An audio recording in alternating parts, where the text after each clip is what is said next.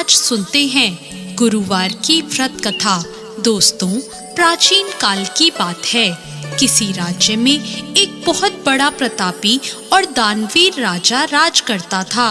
वह प्रत्येक गुरुवार को व्रत रखता और भूखे और गरीबों को दान देकर पुण्य प्राप्त करता। लेकिन यह बात उसकी रानी को अच्छी नहीं लगती। वह ना तो दान देती और ना ही व्रत करती और राजा को भी ऐसा करने से मना करती थी। एक बार राजा शिकार खेलने के लिए वन में चले गए।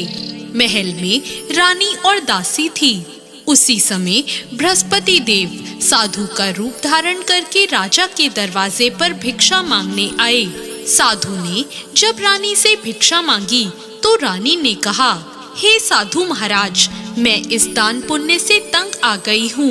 आप कोई ऐसा उपाय बताएं जिससे कि सारा धन नष्ट हो जाए और मैं आराम से रह सकूं। साधु के रूप में बृहस्पति देव ने कहा, हे देवी, तुम तो बहुत ही विचित्र हो। संतान और धन से कभी कोई दुखी होता है? अगर अधिक धन है तो इसे शुभ कार्यों में लगाओ।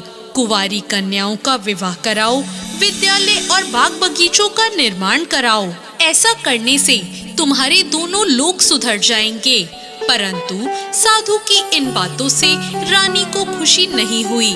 उसने कहा, मुझे तो ऐसे धन की आवश्यकता है ही नहीं जिसे मैं दान में दूं और जिसे संभालने में मेरा सारा समय नष्ट हो जाए। तभी साधु ने कहा, यदि तुम्हारी ऐसी ही इच्छा है तो जैसा मैं कहता हूँ तुम वैसा ही करना। गुरुवार के दिन तुम अपने घर को गोबर से लीपना, अपने बालों को पीली मिट्टी से धोना और बाल धोते समय स्नान कर लेना। राजा से कहना कि वो गुरुवार को हजामत बनवाए, भोजन में मांस मदिरा खाए, कपड़ा धोबी के यहाँ धुलने भेजना। इस प्रकार 7 बृहस्पतिवार ऐसा करने से तुम्हारा सारा धन नष्ट हो जाएगा। इतना कहकर साधु रूपी बृहस्पति देव अंतर ध्यान हो गए। साधु के कहे अनुसार बातों को पूरा करते हुए रानी को केवल 3 ही बृहस्पतिवार बीते थे कि राजा की सारी धन संपत्ति नष्ट हो गई और भोजन के लिए भी राजा रानी का परिवार तरसने लगा। तब एक दिन राजा ने रानी से कहा, हे रानी, तुम यहीं पर रहो, मैं दूसरे देश को जाता हूँ क्योंकि यहाँ पर सभी लोग मुझे जानते हैं, इसलिए मैं कोई छोटा मोटा काम नहीं कर सकता। ऐसा कहकर राजा परदेश चला गया। वहाँ वह जंगल से लकड़ी काट कर लाता और शहर में बेचता। इस तरह वो अपना जीवन बिताने लगा। इधर राजा के परदेश जाते ही रानी और दासी दुखी रहने लगे। एक बार जब रानी और दासी को 7 दिन तक बिना भोजन के रहना पड़ा तो रानी ने अपनी दासी से कहा, हे दासी, पास के नगर में मेरी बहन रहती है, वह बहुत धनवान है। तू उसके पास जा और कुछ ले आ ताकि थोड़ी बहुत गुजर बसर हो जाए। दासी रानी की बहन के पास चली गई। दोस्तों, उस दिन गुरुवार का दिन था और रानी की बहन उस समय बृहस्पतिवार की व्रत कथा सुन रही थी। दासी ने रानी की बहन को अपनी रानी का संदेश दिया, लेकिन रानी की बड़ी बहन ने उसे कोई उत्तर नहीं दिया।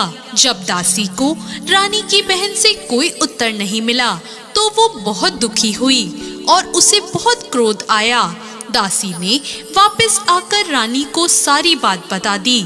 यह सुनकर रानी ने अपने भाग्य को बहुत कोसा, लेकिन उधर रानी की बहन ने सोचा कि मेरी बहन की दासी आई थी, परंतु मैंने उससे कुछ नहीं बोला और यह जानकर वो बहुत दुखी हुई होगी। रानी की बहन ने कथा सुनी और पूजन समाप्त करके वो अपनी बहन के घर आई और उससे कहा, बहन, मैं बृहस्पतिवार का व्रत कर रही थी।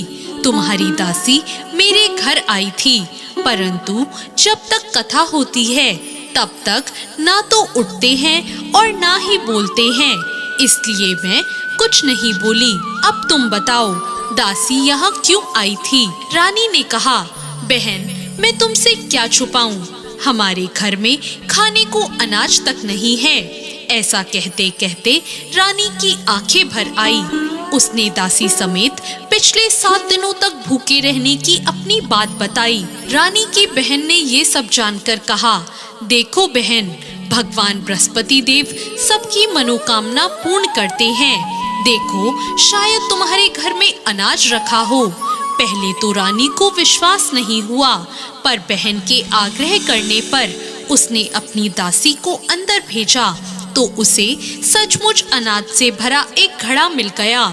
यह देखकर दासी को बड़ी हैरानी हुई। दासी ने रानी से कहा, हे रानी, जब हमें भोजन नहीं मिलता तो हम व्रत ही तो करते हैं, इसलिए क्यों ना इनसे व्रत और कथा की विधि पूछ ली जाए ताकि हम भी व्रत कर सकें।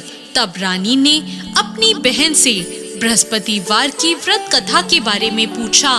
रानी की बहन ने बताया, बृहस्पतिवार के व्रत में चने की दाल और मुनक्का से भगवान विष्णु का केले की जड़ में पूजन करें और दीपक जलाएं, व्रत कथा सुने और पीला भोजन ही ग्रहण करें। इससे बृहस्पति देव प्रसन्न होते हैं। उन्हें व्रत और पूजन की विधि बताकर रानी की बहन अपने घर लौट आई। 7 दिन के बाद जब गुरुवार आया तो रानी और दासी ने व्रत रखा। घुड़साल में जाकर चना और गुड़ भी लेकर आई। फिर उससे केले की जड़ और विष्णु जी का पूजन किया। अब पीला भोजन कहाँ से आए, इस बात को लेकर दोनों बहुत दुखी थी, लेकिन उन्होंने व्रत रखा था, इसलिए बृहस्पति देव उनसे प्रसन्न थे। इसलिए वो एक साधारण व्यक्ति का रूप धरकर 2 थालों में सुंदर पीला भोजन दासी को दे गए। भोजन पाकर दासी बहुत प्रसन्न हुई और फिर रानी के साथ मिलकर उसने पीला भोजन ग्रहण किया। उसके बाद वे सभी गुरुवार का व्रत और पूजन करने लगी। बृहस्पति भगवान की कृपा से उनके पास फिर से धन संपत्ति आ गई, परंतु रानी फिर से पहले की तरह आलस करने लगी। तब दासी ने कहा, देखो रानी, तुम पहले भी इस प्रकार आलस से किया करती थी। तुम्हें धन रखने में कष्ट होता था, इस कारण सभी धन नष्ट हो गया, और अब जब भगवान बृहस्पति की कृपा से हमें धन फिर से मिला है तो तुम फिर से आलस से क्यों करती हो। रानी को समझाते हुए दासी ने कहा, बड़ी मुसीबतों के बाद हमने इस धन को पाया है, इसलिए हमें दान पुण्य करना चाहिए, भूखे मनुष्यों को भोजन कराना चाहिए और धन को शुभ कार्यों में खर्च करना चाहिए, जिससे तुम्हारे कुल का यश बढ़ेगा, स्वर्ग की प्राप्ति होगी और तुम्हारे पितृ भी प्रसन्न होंगे। दासी की बात मानकर रानी अपना धन शुभ कार्यों में खर्च करने लगी, जिससे पूरे नगर में उसका यश फैल गया।